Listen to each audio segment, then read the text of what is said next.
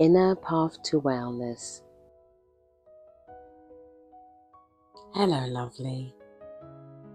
This story is about two children who had everything they ever wanted until one day their favorite things began to disappear.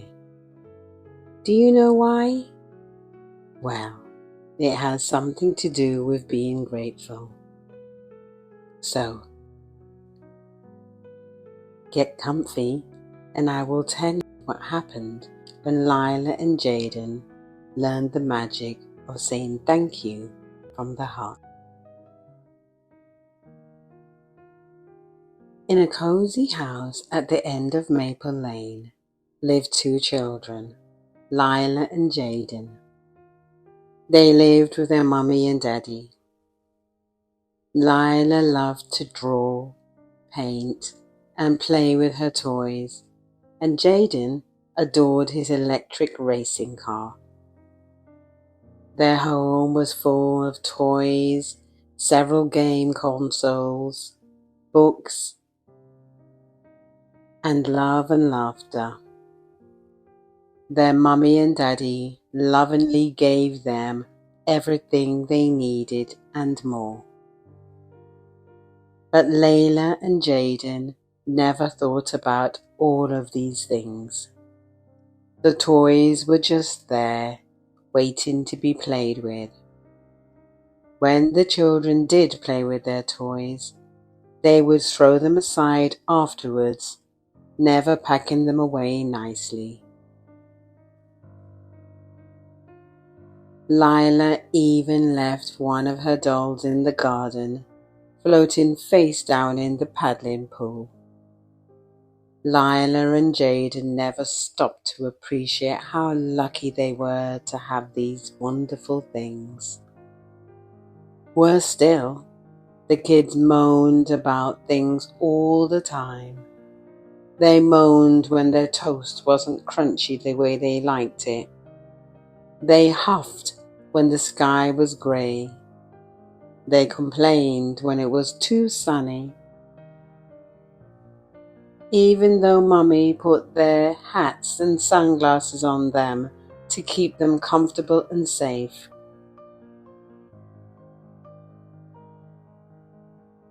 Jayden and Lyla groaned when they had to share. They argued and were often mean to each other. They even forgot to say thank you to Mummy when she made their favorite desserts or did super nice things for them.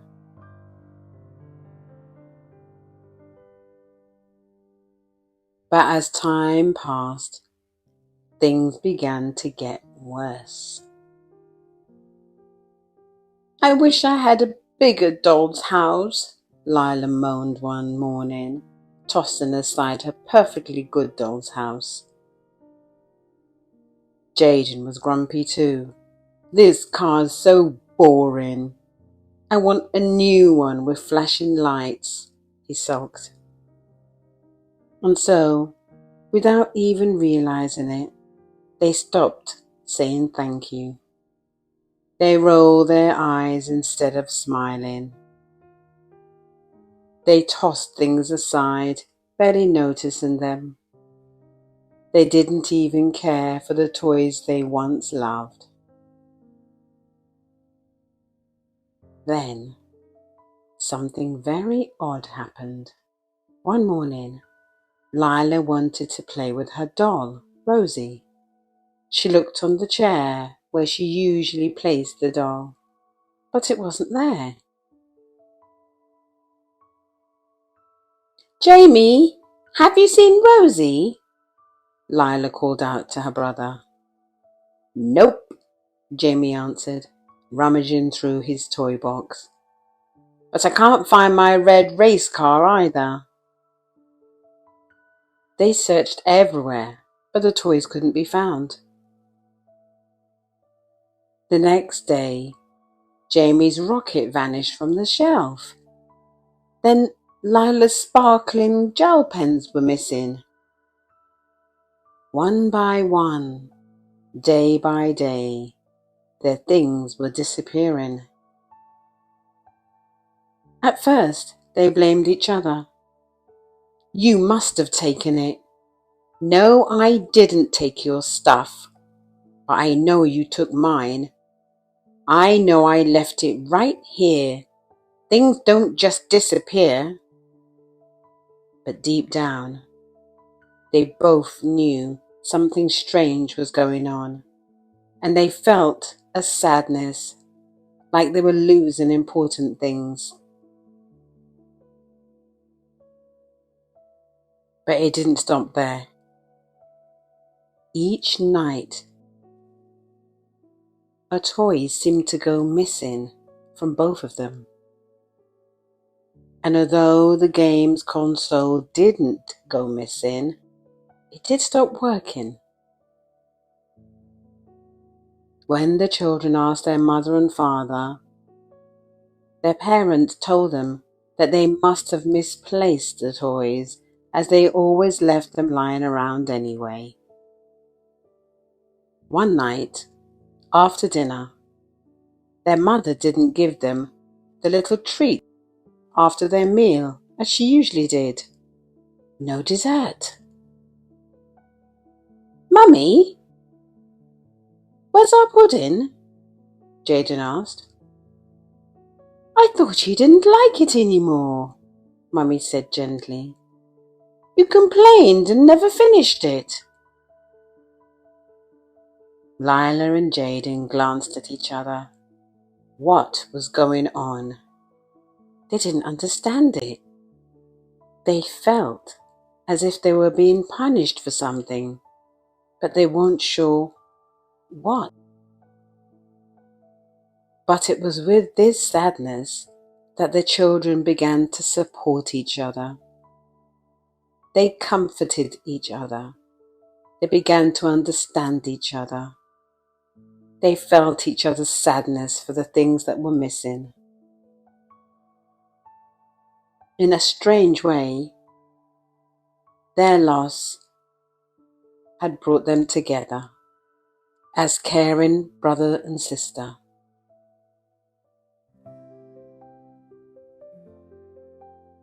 The next morning, Lyla sat in her bedroom just after she woke up.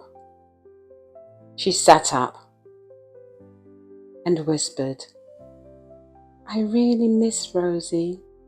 She was such a good doll."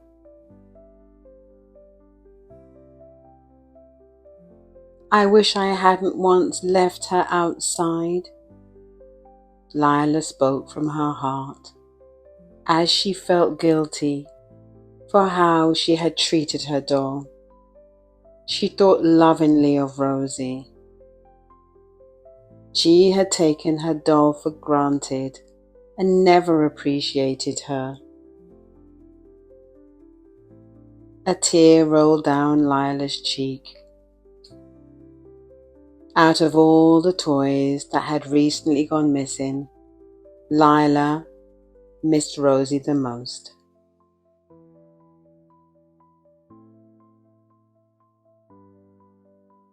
Suddenly, from the corner of Lila's eye, she saw a flicker of colour on her bed.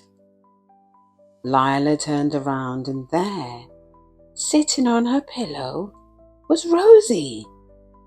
Rosie's dress was a little tatty, but it was her. Lyla was delighted and hugged her doll with joy. As Jayden made his way out to the garden to play, he thought about his car. "Didn't mean it when I said you were boring," he muttered. "You were my favourite car. You were the fastest." He sighed. His heart was suddenly full of love for his car, missing it so much. As he opened the garden door, there it was. The red car sat on the doorstep.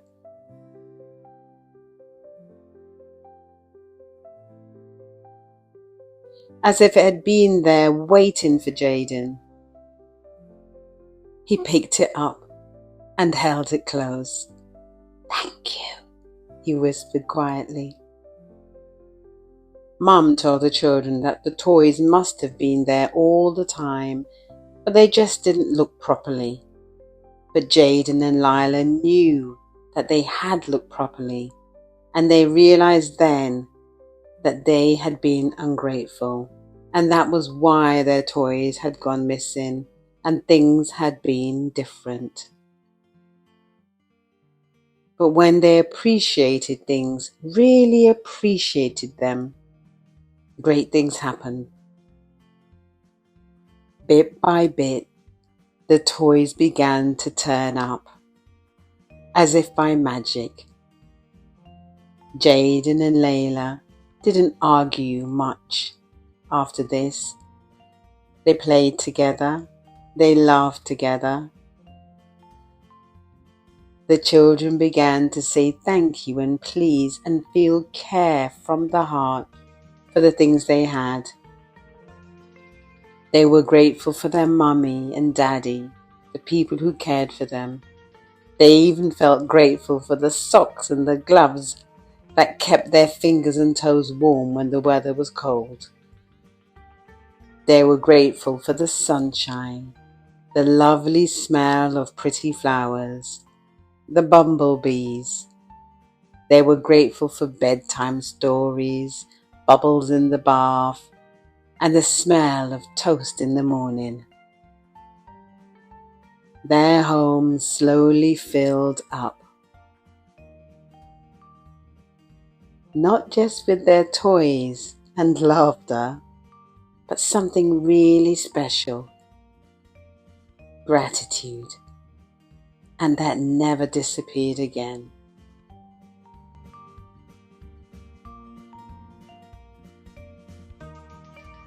Did you like that story that I wrote for you? It's amazing how things can feel even more special when we remember to be thankful for them.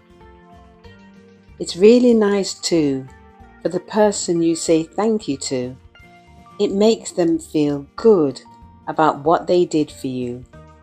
Like magic, when you are grateful, people want to do more great things for you. And good things keep happening. Can you think of something you are grateful for right now? It could be big or small, old or new, a person or an item. Would you like to say thank you from the heart for one or two things? Place your hand on your heart and really think, what are you grateful for?